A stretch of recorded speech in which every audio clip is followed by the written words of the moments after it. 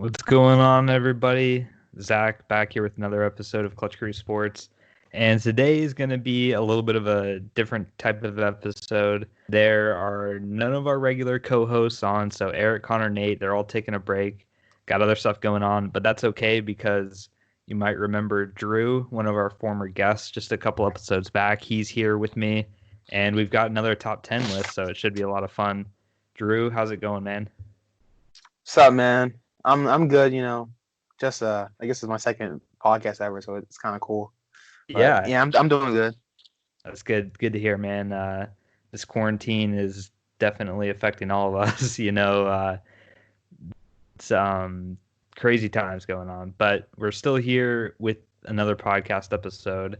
And like I said before, this is going to be another top 10 episode. So, Drew, you were on when we talked about uh, NFL greatest NFL quarterbacks. I think.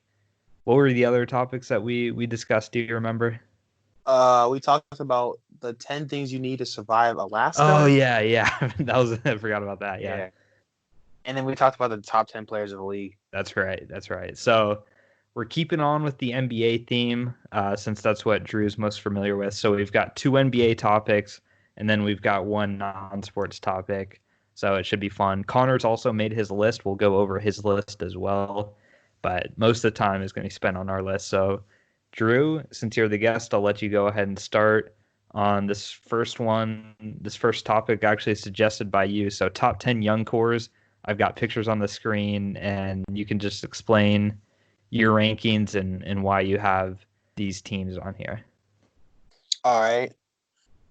All right. So for the young cores, like I knew the teams that would be at the top of the list, but I wasn't 100% sure the teams that would be towards the bottom. Now, obviously, for this list, they're all debatable. I feel like it's more in tiers than like list because Mm-hmm. you could argue that the Bulls could be number 8 or 7 or something. But in my opinion, like if I'm ranking them, just because I can go, I guess should I go from the best course to the worst You, or you can do whatever you want. all right. I'll go worst for the best. Okay, so Okay. rounding out the top 10 is the Bulls. Now, the reason the Chicago Bulls are top 10 is because one, they have Zach. First, they have Zach LaVine. They have Zach LaVine and Lauri Markkanen. Zach LaVine is already like a borderline all-star player in the East. He'll give you like 25 points, 25 points, couple assists, couple rebounds. He's mad athletic. He can shoot the ball. Obviously, you have the problem with his defense, and sometimes he's trying. I mean, sometimes him like trying to play defense and stuff, but even with that, he's still a really great player. And they have Lauri Markkanen, even though he had a really down year because of Jim Boylan and some other things out of their control. He's still a really, really good player with a great, what's the word? With a great, Upside. yeah, with great upside. Yeah, I don't know that. And then their last piece, in my opinion, that'd be a part of the young core would be Kobe White. I think he, in the second half of the season before, quarantine, kicked before quarantine ended the season, he was having a really good he was having a really good stretch to end the season. I don't really know what his projections would be because I don't know if you can have like if you can have Lauri, Zach, and Kobe all on the floor at the same time just because Zach and Kobe are such ball dominant players. But like I guess people were talking about like a projection of like a Jamal Crawford where he's like a super six man. But like I like those three. But what really knocks him down towards like the 10th spot is that after those three, I don't really like the young core. Like it's not that it's a bad young core. It's just it's a little like light heavy if that makes sense. In the sense that I don't project that they're superstar players. And I think the players higher up on the list are just better in my opinion. And then for number 9, I have the Heat. Now looking at the list now, you could like switch the Bulls and the Heat because like I really don't know what I was thinking of at the time, but uh Tyler Hero is an amazing rookie already. He's fearless. He already has like you can see like the Devin Booker projection, like not that he'll reach it, but like you could see the path for that. Mm-hmm. One of the reasons that they're so low though is because I don't like So they have Tyler Hero, they have Kendrick Nunn, and then they have Bam Adebayo. I think Bam's like 25, so I think that's like right under the cut for the Yeah. young core. Yeah. Bam's already. I think Bam can actually guard 1 through 5. Like a lot of people say, players can guard 1 through 5, but Bam actually can guard all 5. The only thing is that for me, Bam could probably get better, but like Kendrick Nunn is a rookie. I think he's like 25 years old. He might not be a rookie. He's 25 years old. So like he might not get much better than he is now. Oh, and also Duncan Robinson projects to be a really, really good shooter. He's already like an amazing shooter as it is. So I guess you could switch the Heat and the Bulls, but I have the Bulls at 10 and the Heat at 9. And then 8, I have the Raptors. So it's crazy because I remember like watching him in like 2018, and Siakam wasn't that nice. And then 2019, he got really good. And in 2020, he's looking like an MVP caliber player. Like now he has the path to be an MVP. So that's what really pushed them up on the list because they have Fred VanVleet and they have Fred VanVleet and they're like so if Siakam wasn't on the team, they'd probably be a lot lower. But just like this season from Siakam really pushed them up on the list. And then for the Timberwolves, so I'm gonna be honest. Besides like Cat, the Timberwolves young core doesn't look amazing in my opinion, because they have D'Lo. They just got D'Lo from the trade with Wiggins, but like I don't think D'Lo's like that. He's obviously an all-star. He's been an all-star. He's an all-star caliber player, but I'm just like depending on Cat. Like Cat got his best friend, and I'm expecting Cat and Wiggins, not Cat and Wiggins, Cat and D'Lo with their chemistry and how talented they are as players. I gave them that spot as respect for Cat and his skill set. And then I have the Grizzlies. Basically, that like the young core you can see right there with John Morant, Brandon Clark, and Triple J, Jaren Jackson Jr. Like a lot of people aren't talking about it, but Jaren Jackson Jr. has like potential to be one of the best defenders of all time.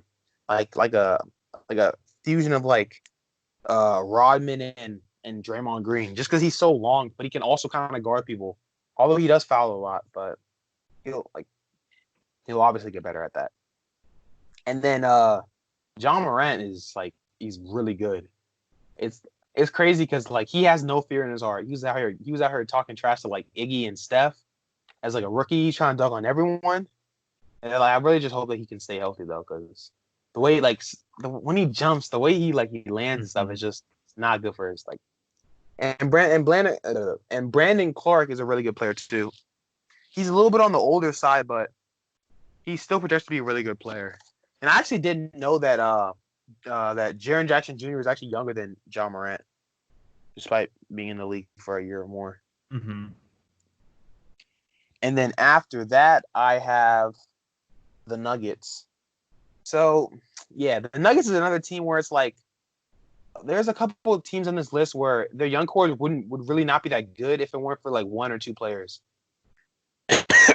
So for the Nuggets, Jokic is like a top 10 player borderline. He's a top 10 player. Let me not play with him. He's a top 10 player. And he's like 24 years old. And after Nikola Jokic, there's really not any other players that I would want like that are really that good in the young core. I don't know how old Jamal Murray is, but I think he still fits in the young core. Yeah, he's still under 25. Yeah, okay. He's like relatively young, so just because of like him and the 2-man game between him and Jokic is still pretty good. Mm-hmm. So just because of Jokic's skill, I had to put him up there. And then I put this the top 4 you can really like interchange them, because I was thinking about the top 4 for a long time, and then because I knew what the top 4 were going to be, but I didn't know what order they were going to be in. But for number 4, I have the New Orleans Pelicans. Now, like you could make an argument that Zion projects to be the best player on this list. Like his projections are that high. You know, people might argue with you. Mm-hmm. Like I would argue with you, but like just because like his his skill on the offensive and defensive side of the ball. It's crazy. And then you have even though you could argue Lonzo's been a disappointment for his draft selection, he's still a really good point guard and he's a really good defender. And Brandon Ingram really stepped up his game as well. It's fun if you look at his shooting splits, they all went up like crazy. I think he was shooting like 80 to 90% from the free throw line. He was shooting really efficient from three on obviously on uncontested shots, harder shots from three. Harder shots than he was getting from LeBron last year. So he really stepped up his game. So I guess what takes away from the Pelicans from being like 1 or 2 or even 3, I guess it would be I'm not 100% sure Ingram and Zion's game mesh well enough, because you could argue that if Zion's like an MVP caliber player and Ingram might be like an all-star caliber player, they even if they're that skilled, they won't fit together because even though Ingram's a good shooter, he's not. I don't think he's what Zion needs, if that makes sense. I know Zion needs a go-to scorer, but I just don't think that Ingram is the ideal complementary super or all-star caliber player. Because in this case, you got to build around the better player. I'm actually working on a video about Zion and Luka, so it's pretty interesting on that. Cool. And then 3, I have the OKC Thunder. That's my team, but the reason that they're so high is because they have a young player in Shea, and then after that they have a lot of draft picks. They have 8 draft. I think they have 15 draft picks in the next 8 years. So they have a lot of paths to picking, the next whatever player they need. And they have Darius Bazley as well, who's a good piece. He showed little flashes as a young player.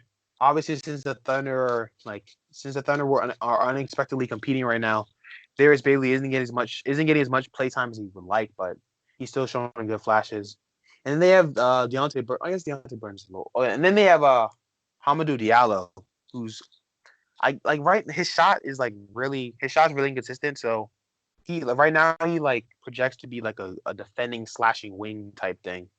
So that's good. Obviously the Thunder, you could interchange them.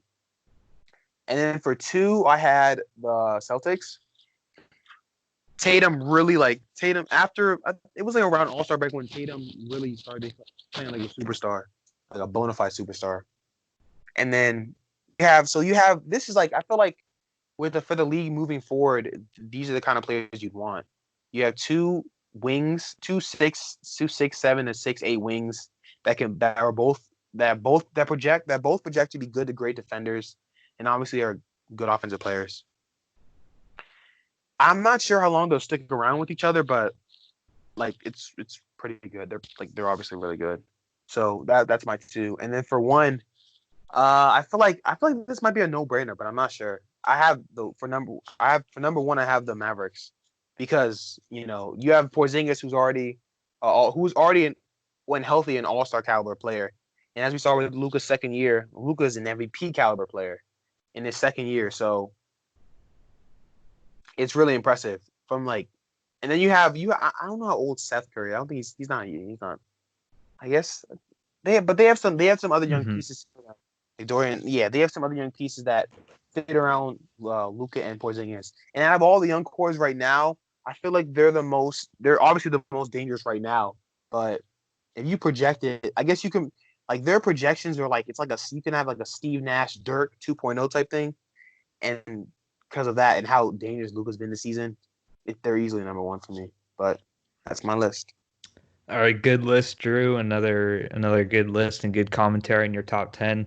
I've got a couple differences with you, a couple teams I've got that you didn't have, and vice versa. But we'll go ahead and check it out, and then I'll explain my list to you for the first time. This is going to be the first time that you're seeing this. So I'll do what you did. I'll start at number 10 and then go up to number 1. So number 10, I've got Sacramento Kings. And I know it's been ages since they've even made the playoffs, but they do have a young core. And if we're going by the 25 and under, they've got of Marvin Bagley and De'Aaron Fox. And I'm really high on De'Aaron Fox. I think he's going to be I think he's kind of an underrated point guard as it is. Yeah. Now they still have to keep winning and take that next step. Probably another a young star in the draft would really help them out a lot. But I like the foundation that they have there. And then I've got the Suns, and they're another team that's been disappointing, but they still have two of the best young players in the game with DeAndre Ayton and Devin Booker. And I know Booker is getting on the older side of the young core, so to say, but he's still a really good player, someone who can drop 50 on you on any given night. And then DeAndre Ayton's supposed to be the next best big man. I do think he hasn't lived up to his number one overall pick expectations, but he's still doing pretty good in the league, kind of being overshadowed by some other big young superstars like Luka, Zion, and John Moran.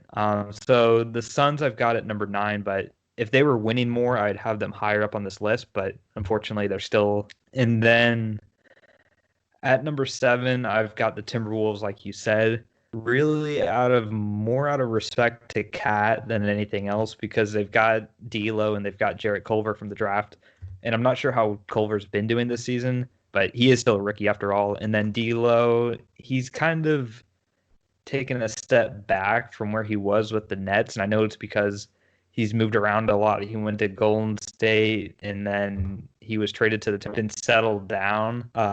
He's kind of bounced around from a lot of teams because he was with the Lakers even before the Nets. So it's going to be interesting to see if the Timberwolves sign him to a long-term deal and he's able to really establish a game with Cat. It can be a deadly duo. We just have to see it. So that's why I've got him at 7.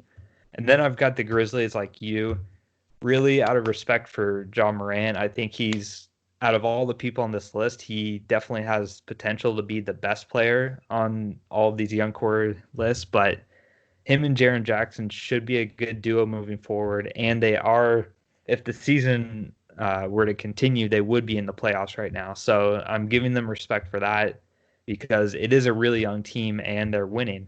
So I've got them at number 6. And then I've got the Celtics at 5. Really, the problem with the Celtics, and I know Tatum he's a top 10 player, and Brown's another really good player, but they do have Kemba, and they do have some other older players on their team, which I think is contributing to their success. So that's why I've got them not as high as you did, but still, the two of them, Brown and Tatum, are a really good duo. And I remember when Kuzma and Tatum were both rookies, and I thought they were really similar type of players. I thought Kuzma might even be a little bit better, but now in like year 3, we're seeing that Tatum's been much better than Kuzma has. And then I've got the Nuggets at 5, really just because they have been winning. They're like the 2 or 3 seed in the West right now, and I really do think Jamal Murray's kind of an underrated player, along with Jokic, who's definitely a top 10 player. But the problem is other than those two, they don't really have as good of a young core as you would like. Michael Porter's there, but I still want to see more from him with his injury concerns and everything. So got the Nuggets at 5. Then I've got the Hawks at 4, really because they have so many young players. We just don't know how good they can be. A lot of rookies here, DeAndre Hunter and Cam Reddish. They're rookies, and most rookies don't have that big of an impact on their team. That's why the Hawks, I think, have the worst record in the NBA right now. But Trae Young's already an all-star. Kevin Huerter's under 25. He's not great, but he plays significant minutes for them. Basically, their whole team is under 25, which is why I have them on this list, along with John Collins as well. So they're all really young. They're not very good right now, but they're still all young. And if the potential lives up on all these guys, they're definitely going to be competing for championships, as crazy as that sounds, in a couple of years. And then I've got the Heat higher up than you just because I do think Bam, he's an all-star. I think he's going to continue to be an all-star. Kendrick Nunn, I think he's really going to be a good NBA player. They've got Hero, and they've got Derek Jones Jr. as well. So their whole team, other than Jimmy Butler, is really young, and they have been winning. They're kind of the surprise team in the East this year. nobody thought they'd be this good. So that's why, because of their success together and their chemistry, I've got them at number 3. And then I've got the Mavericks at 2 because as a 1-2 duo, Luka and Kristaps are definitely the best on this list. They've shown that this past season by earning a playoff spot right now, which I definitely did not see coming into the year. They really surprised me. Luka's got star potential. He already is a star, basically. But Kristaps, the thing I'll say about him is he's not quite playing at the level he was playing in New York. So I do want to see him get back to that level before I would put them at number 1. But the potential is definitely there. And then for the Pelicans, I've got the Pelicans at number 1, kind of like the Hawks because their whole team is basically young, like Brandon Ingram, Josh Hart, Zion, Lonzo. That team is all super young, and Zion, I think, could be the best player on this whole list. He's only played a certain amount of games this season as a rookie, and the injury concerns are there with him, but I'm a big Zion fan. I think he can be really dominant, and the team did start winning when he came back from his injury. So with more experience together playing as a team, you are right, though, that Brandon Ingram might not be a good fit for him, but just as a pure talent, they definitely have, I think, the most talent out of all these young cores. But there's definitely arguments to be made about any of these teams moving up, but really the common theme, though, a lot of these teams on my list aren't in the playoffs right now, like the Pelicans, Suns, Kings, Timberwolves, and Hawks. So those are teams that are super young, but should be getting better in the next couple of years. So that's my list for you guys. That's my top 10 young cores. And now I'll go ahead and show you guys Connor's list. So he had a pretty similar list. I'm not sure if this is his exact order that he wants, but he's got the Raptors, which Drew also had. He's got the Heat. He's got the Mavericks, Pelicans, Timberwolves, Bulls, Nuggets, Grizzlies, Celtics, and Hawks. So combining my list and Drew's list basically gives you Connor's list. He doesn't have anybody that we didn't mention before, but that's Connor's list in case anybody's wondering. And now we'll move on to the next top 10 list. So this is going to be our top 10 places that we would most want to travel and see. So Drew, I'll let you go ahead and get started with your list, man. All right. So I don't know if this one doesn't really need order, but I'll start with Philly. So obviously like you have Philly cheesesteaks and stuff like that. What else? Isn't that? And then you have the Bell in Philly. Mm-hmm. But Philly is just, to me, Philly's interesting. It's just like an interesting place. I've always wanted to kind of go to places like that, like places that I know about that are basically places that I know about that are more interesting than an area that I grew up in and I know a lot about. And then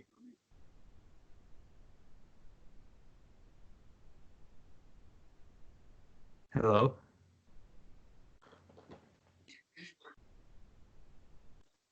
Drew, you there?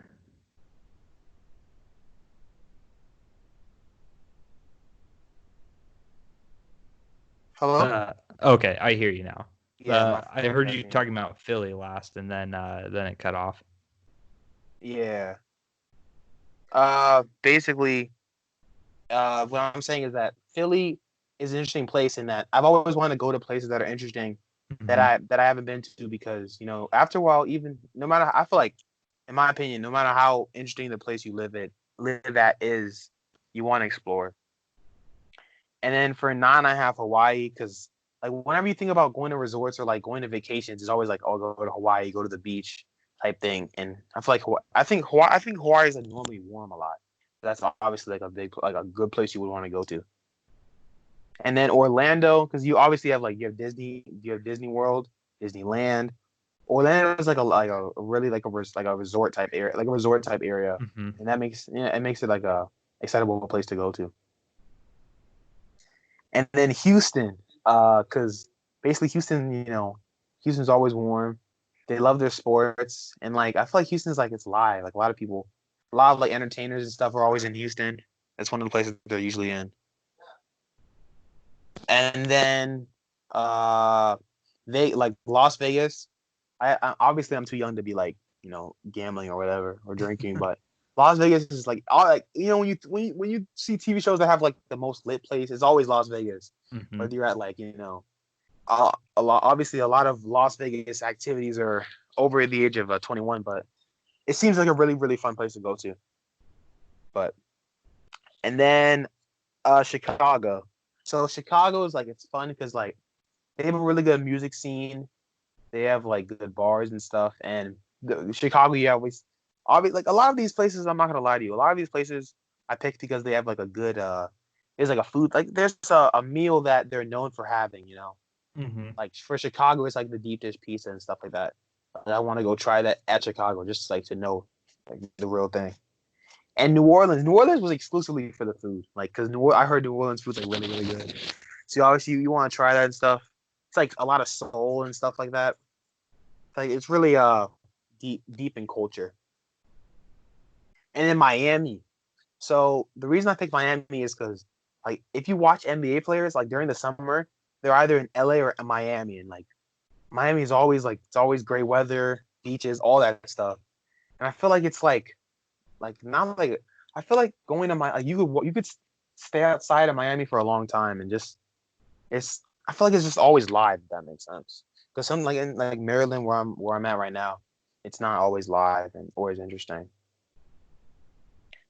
And then rounding up the top two, you could go whichever one first, but San Francisco is my second one because I feel like so for San Francisco, just it's live. Like San Francisco is similar to Miami, where like you and like because it's live and you see a lot of people, and also because just like Miami, San Francisco, you're bound to. I think I have some friends in LA that they talk about how they see like NBA players all the time and stuff like that. Just the fact that that's like it's like a normal occurrence to see like Jimmy Butler walking by. That's crazy. Like that's cool. Hmm. It's like you're in like Hollywood and all those TV shows that always have the little Hollywood signs. You can see that. And, like the fact that where all the celebrities live is like it's that area. That's like that's crazy. And then New York City. That's like it's another reason. That's another reason. New York City has similar reasons for why I would go as San Francisco, for the fact that similar to Miami and San Francisco, there's a lot of famous people that would be there. Like for instance, a lot of like Marvel stuff is situated there, and like even in their lore, it's like New York City, Spider Man, and all that stuff. And although I have heard New York City is kind of dirty, I think there's like cleaner sides, hopefully. And obviously, uh, New York City is just it's just live. But that's my 10 for places. Okay, cool, man. I do want to kind of comment on your list because I've been to a good number of these places that you've talked about. Oh, Um, yeah. So I'll kind of give you some recommendations and stuff. So I'll say for Philly, man, definitely the food is definitely really good there. Like Philly's a really cool place to visit. Um, I've never been to Hawaii, but I definitely agree with you about the climate and everything there. That'd be a cool place to be. yeah. Um, and I live in Florida, so I've been to Orlando numerous amount of times, and it's like you though. I guess since you live around this stuff, it's not as exciting like going to the theme parks and stuff. Because Yeah. I actually used to work at a theme park, so I've kind of got burned out with theme parks since I would go Yeah. there every day for work. But it is definitely as a tourist, like it's if you like roller coasters and stuff, it's the best place to be. Um, Houston, I've never been to. I don't really know too much about. Vegas, I've been, but like I was too young to really remember it Mhm. properly. Yeah. And then Chicago, I've been to, but kind of like I was too young to really remember it. Mhm. I've never been to New Orleans, but that would be a pretty. I agree with you. It'd be a cool food place to go to, Yeah. and a lot of culture and stuff. Um, Miami, I've been to a couple times. Like I said, I live in Florida. It's definitely Miami's cool to go to. They've also got a lot of good food, a lot of good Cuban food in Miami. Yeah. That's for sure. The beaches are pretty crowded though, so it just depends if you want to be around so many people. But definitely, cool to go to. And then the Keys aren't that far away either, so you get that experience as well. Yeah. And then San Francisco I've been to. That was really cool also. It's a cool climate, so if it's not always super hot, since I live in Florida, I enjoy that, not being super Yeah. hot all the time. And it's just people are cool, people are nice too, so I like the city overall. And then New York I've been to since my mom's family's from that area, but I do agree it is really dirty when I went there. But nonetheless, it is, if it's a place that you've never been to, it's going to be a lot of fun to see those landmark sites like the Statue of Liberty and stuff. But it is dirty, probably the dirtiest out of all these places. But yeah, good list, man. All American places though, no international places. That's where my list is going to differ from yours. But solid list there, especially touring the states. Yeah. Um, yeah, so I'll show you my list now. I've got a couple American places, but definitely quite a bit different from Drew's list because I'm much more of an outdoorsy type of person. If I want to go visit a place, like I've visited a lot of national parks and stuff. I go to cities and stuff too, but definitely like to see what the outdoors has to offer in the environment. So kind of like Drew, this isn't really in any particular order, but I'll just go through these. The top left, that's a picture of Olympic National Park in Washington, and it's a national park that I most want to go to.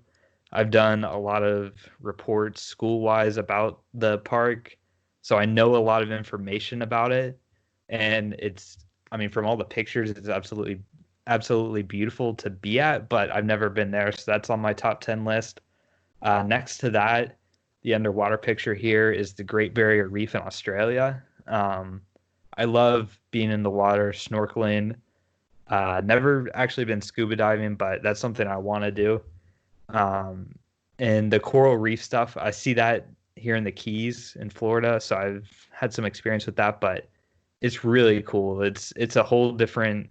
It's pretty amazing when you're underwater and like the fish are all around you and stuff. The coral, and that's the biggest reef in the world. A lot of unique species, a lot of stuff you'll never see at the Great Barrier Reef. So that's why I've always wanted to go there. That's on my list. And then I've got the African Serengeti Plains as a destination place to go, just because, I mean, who wouldn't want to go on like a safari in Kenya or something like that? That'd be a really cool place to go. See a lot of great wildlife, see lions possibly. These elephants are amazing. So a lot of great wildlife opportunities to go to in Africa, especially in the Serengeti. And then I've got Paris, just because never been obviously outside of the United States, but Paris would be definitely a place I'd want to go to. Don't know French, but I figured they'll speak some English. And then I've got Portland, Oregon on this list. So I've heard a lot of really good things about Portland as a city. Um, they've also got the Trailblazers, which are one of my favorite teams to watch. So going to Portland to see the Trailblazers game and seeing what else they have would be really cool. And then I've got London next to that because it's just got a lot of stuff going on. They do speak English, so that's a plus over there. But uh, just another European city that I probably would most want to go to. And then I've got the Egyptian pyramids over next to that.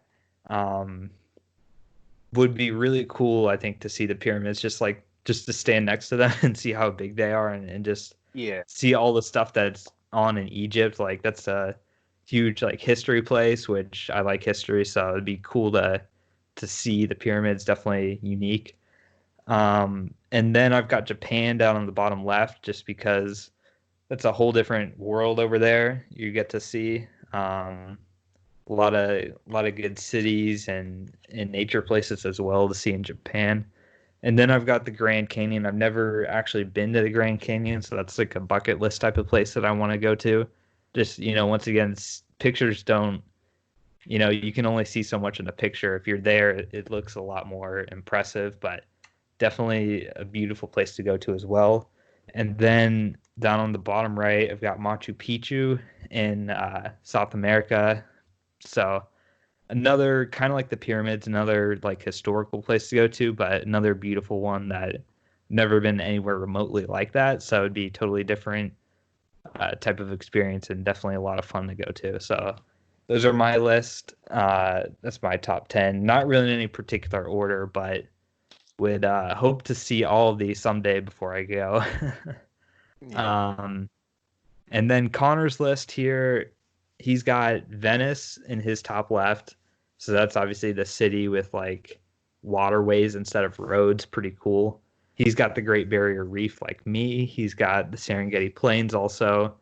Paris, Egyptian pyramids. I think that's Tokyo in this picture. I know he said Japan, but I think that's Tokyo. And then Greece, he's got the Himalayan mountains, Hawaii, and then Machu Picchu as well. So definitely a lot of Connor definitely stole a lot of my list on his top 10 places to see. But he's got Hawaii as well, and that would be if I put an 11th, I'd probably put Hawaii on because kind of forgot about it, but definitely would be a really cool place to go see. So now we're gonna kind of talk about some personal things here, like our favorites. So this is our top 10 favorite NBA players. So Drew, you can go ahead and start us off on this list. Tell us about your top 10 favorite players. All right. So for obviously I'm a Thunder fan, so a lot of these, it's a lot of these players once wore the orange and blue, but I guess I can go in order. All right, so this is not in order. Okay. All right, so top 10. Oh, so we'll start with Giannis. Giannis plays Giannis plays very similar to another player that I like as a player on this list. The thing with Giannis is like you never can question his effort. Giannis is always he's always giving his all. He plays his best on both sides, and he's super athletic. And I guess the fact that he's not, it's just because he came into the league as a scrawny kid that wasn't really that didn't have that wasn't great in any one skill, and now he's an MVP. It's like it just shows how much if you work hard, you can get to whatever level you want to be. All right, and then next is Shea. So obviously I'm a Thunder fan, so Shea's the cornerstone for us. And for Shea, it's just like he plays the game at his own speed. Sometimes it looks like everything else is slowed down, and Shea's just doing things at his own speed. It's just like he's very skillful, I should say. Every one of his moves is always calculative, and it's just impressive to me. And for someone of his age to be so calm and composed, it's just amazing. And with how good he's been, it really helped Thunder fans heal from losing Russ and all the things that happened over the last 3 or 4 years. For Donovan Mitchell, I don't know why, but ever since he came into the league, I always liked him because he also played very similar to another player I like on this list. But Mitchell, even when he was when he was kicking our butts in the 2018 playoffs, I couldn't help but just be impressed because he was playing. He was also playing very calm and composed. He's a little erratic at times, obviously, because he's like a shooting. He plays a modern shooting guard, but he's just amazing. He's mad athletic. He can shoot a little bit, and since day one, he's had the keys to the franchise and been leading them to the playoffs every year. And then Steph Curry. Now, a lot of these players on the list, they've just had some battles with my Thunder, but with Steph Curry,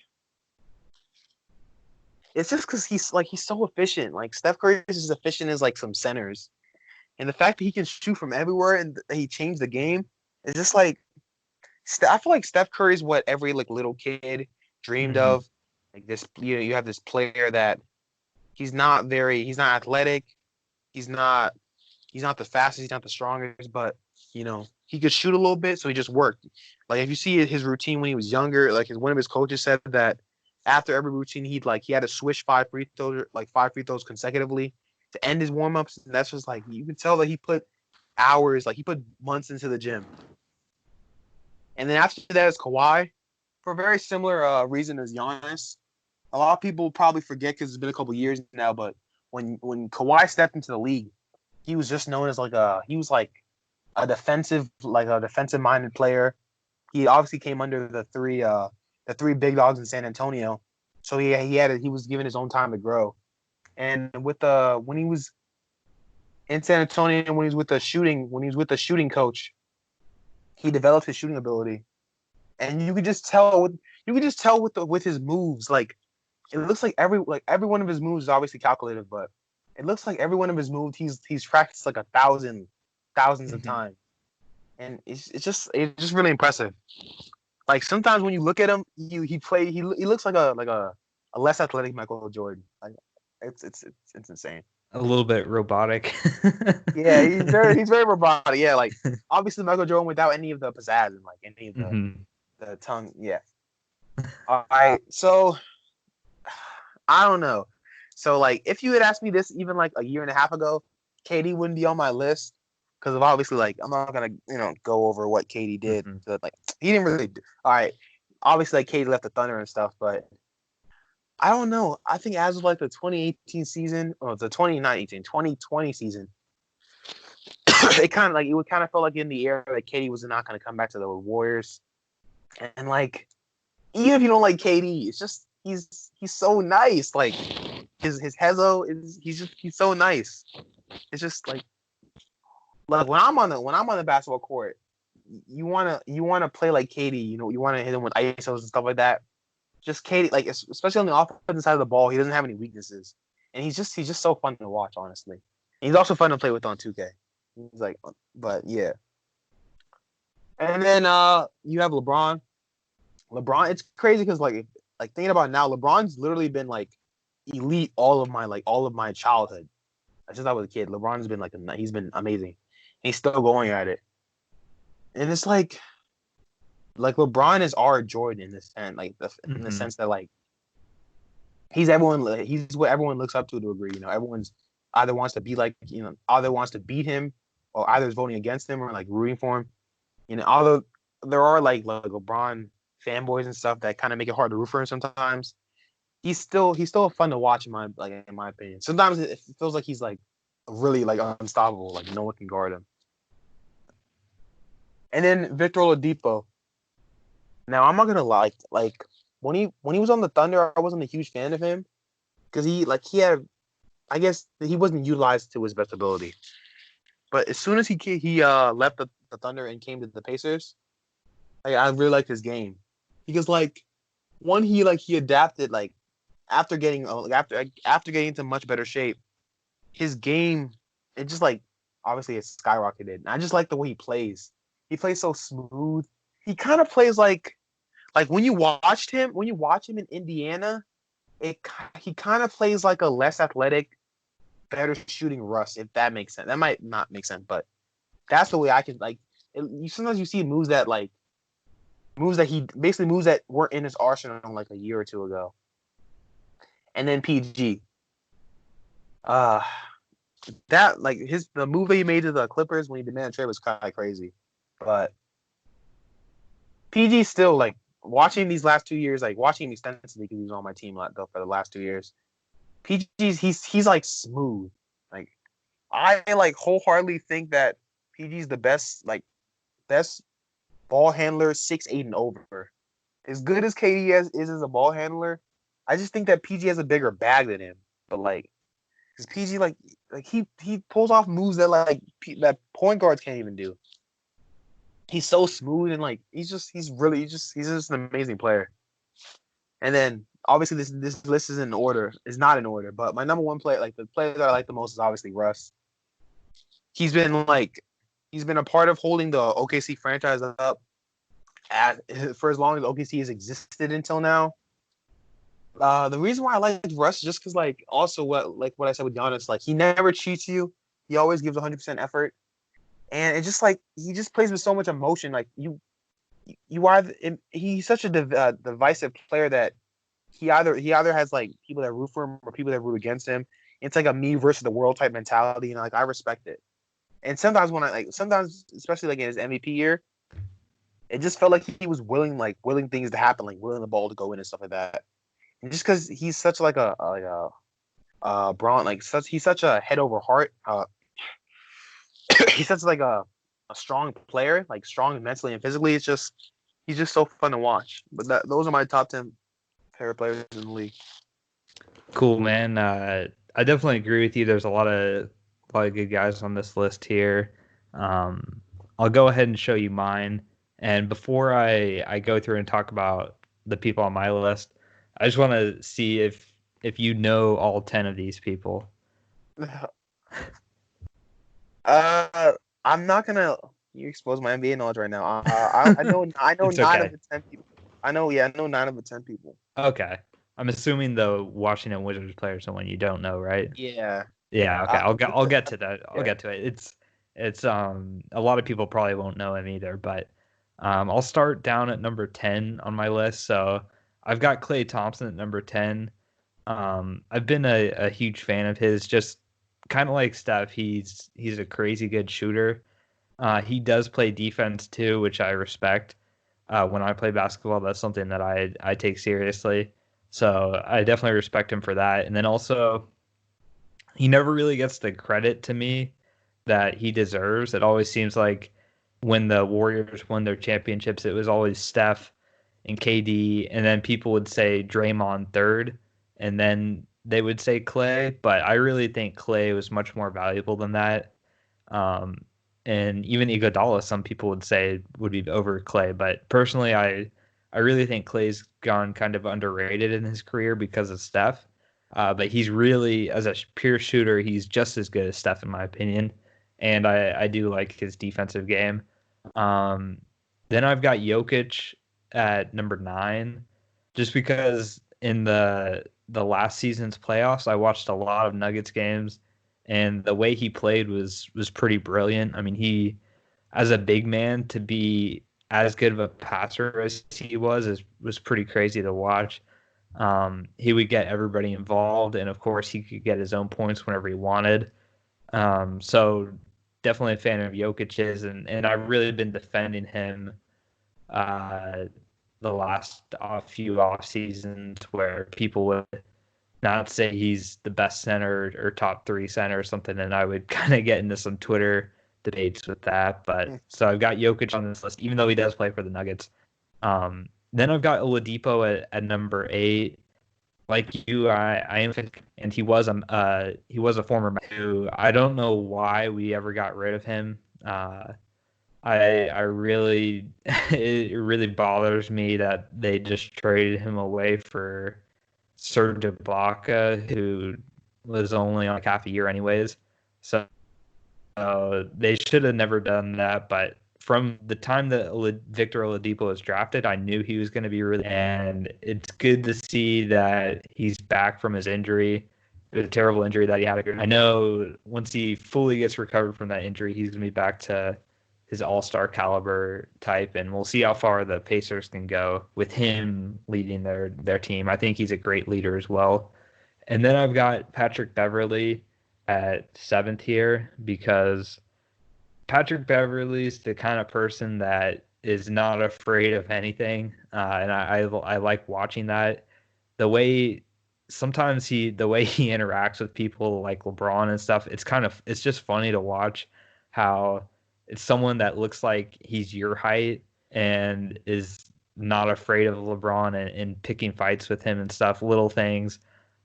He's truly fearless, which I like, and he backs it up too to a certain extent. Obviously, he's not an all-star or anything, but he's still a really good player, and I'm just a fan of his personality and everything like that. He's a fun guy to watch, and certainly takes defense very seriously as well. So always like Patrick Beverley. Aaron Gordon, I've got at 6 because he's currently my favorite Magic player. I think you would agree with me that he was robbed of the dunk contest last year. Oh, yeah, yeah, for sure. That was correct. And I also thought the first dunk contest against Zach LaVine, I thought he should have won that too. So he's gotten robbed of a couple dunk contests, but other than that, he as an NBA player, I think he's pretty good too. Kind of underrated with being on the Magic. Nobody really talks about them that much, but he's definitely he as a player to watch, he's definitely a highlight. He can give a lot of highlights with his dunks and everything, but he's still another good young player to build around. So like him for that. And then I've got CJ McCollum at fifth because he's a Trailblazer. Of course, I'm a Trailblazers fan. And he does play second fiddle to Dame, but he can still go off on any given night as well. He was actually the best player in the playoff series against the Nuggets. He basically saved them in Game 7 when Dame was shooting cold. He was the one that carried the team, and I like how he can do that. And he's also like Dame, coming from a small school. Nobody really knew about him, and he's just kind of proved everybody wrong to get to this point, and somehow has still never been an All-Star, which is pretty crazy. But CJ, I've got at 5, and then I've got Josh Richardson at 4. These next 3 players are going to be kind of similar for the reasons I like them. So I am a college basketball fan, probably more so than NBA. I watch more college basketball. So Josh Richardson went to the University of Tennessee, which that's the team that I'm a fan of in college. And he was with them for 3 or 4 seasons. And he was part of a good NCAA March Madness tournament run that they had. And it was cool to watch him grow up every year, how he got better and better and better. And then he was a second round pick in the draft to the Heat, but I knew that he was going to be a steal for the Heat once they drafted him because I knew his ceiling was really high. And he's backed it up, and he's gotten even better in the NBA. Now he's at the 76ers, which is cool. But Josh Richardson, I've always been a fan of him, and I've definitely watched a lot of his basketball kind of growing up through his college career and now into his pro career. Been a fan of him. And then so the player that you didn't know on here was his name is Admiral Schofield. Got a really good name, first of all, Admiral. But he also went to Tennessee, and he went there for 4 years. So kind of like Josh Richardson, I saw a lot of basketball with him growing up, and he's really good too. He was one of the best players on that Tennessee team, and he's kind of like alone. He doesn't play that much for the Wizards. He's kind of gone to the G League a couple times and bounced around there, but I do think he's going to be in a couple years' time. If he gets a chance, I think he's going to make that. He's going to make the most of his chance. He plays really physical as well. Not like Giannis or anything like that, but still, I mean, he's built really strong. He probably could have played tight end in football or something like that. But I'm gonna be following his career for sure, and definitely rooting for him since he gave me a lot of good memories in his college career. And then the same thing goes for Grant Williams on the Celtics. So I've got Grant above him just because in his time at Tennessee, he was the better player, I'd say, and he definitely was drafted a lot higher than Admiral. But he's another NBA player that he's got a he's kind of weird because he's a in between type of guy. So he's a small power forward, but he'd be too big to be a small forward. So he's kind of, I think, similar to the PJ Tucker type of role where he plays a bigger position than what his actual height is, but still he's built pretty big. He can do, he's got a couple good moves in college. I haven't watched many Celtics games this year, but if he can translate that over to the pros, I think he's going to end up being pretty good. And he's also a really good guy too. So kind of like you were saying with KD, he's just a good guy. He's kind of nerdy a little bit, so he there's that thing going on with him, but he gives back to the community and everything. He's just a class guy. I mean, all the guys on this list are too, but him especially, I've noticed, just a really good person. And then I've got Dame Lillard at number 1. Been watching him for several years now, and a Portland fan because of him, really. Just the way that he can score anywhere on the court. He is the Trailblazers, basically. He's been with them for a long time. Been a big fan of him. The classic shots that he has too have been pretty cool to watch. And also with him too, not sure if you've listened to his music or not, but his music is actually really good. Dame Dalla. So I'm a fan of his music as well. I think that's another addition to his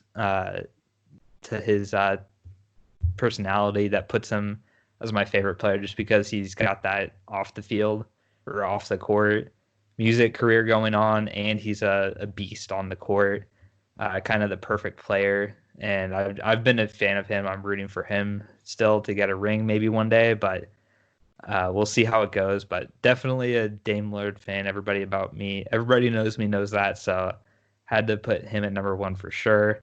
And then I'll go to Connor's list, and I'm not gonna lie, man. When I saw Connor's list, I didn't know like 3 or 4 of these people, because he's a Hornets fan, so that's why he's got a lot of Hornets people, and he's also a UNC fan, which is why he's got a lot of these people. So I'm just gonna go through. So Miles Bridges, that's the guy down at the bottom. He's a Hornets fan, so I guess that's why he likes him. Justin Jackson, he was a North Carolina guy who's now on the Mavericks, so that's why he likes him. Same with Nasir Little, common theme going here, North Carolina guy. Cam Johnson, same thing for the Suns. But then he's got Kawhi, who everybody's heard of. And then Vince Carter, obviously everybody's heard of him. He's on the Hawks now. He's got Kemba, who used to be on the Hornets, so he's still a fan of him. Even though he left the Hornets, he still likes Kemba. And then Kobe White, another North Carolina guy, also got crazy hair. I think that's the reason he was the highest North Carolina guy, is his hair. And then Giannis, obviously everybody knows him. And then Devontae Graham, I guess he's the best player on the Hornets right now, so that's why he's got him there. But yeah, that's gonna round out all of our lists for this episode, guys. Thank you again for listening and watching. Hope you enjoyed this. And if you have any other suggestions for any future top 10 lists, let us know, and we'll be sure to put these in future episodes. Drew, this is a good recording session with you, man. Hope you enjoyed being on your second podcast. Yeah, I mean it's cool. It's like I'm getting better at it, I guess. Yeah, thanks though for the opportunity. For sure, man. Not a problem. We'll be glad to have you again in the future whenever it works out, and maybe some other people will join us next time. But that's going to be it, guys. I'm going to end this recording here, and stay tuned for the next episode. Remember, be clutch.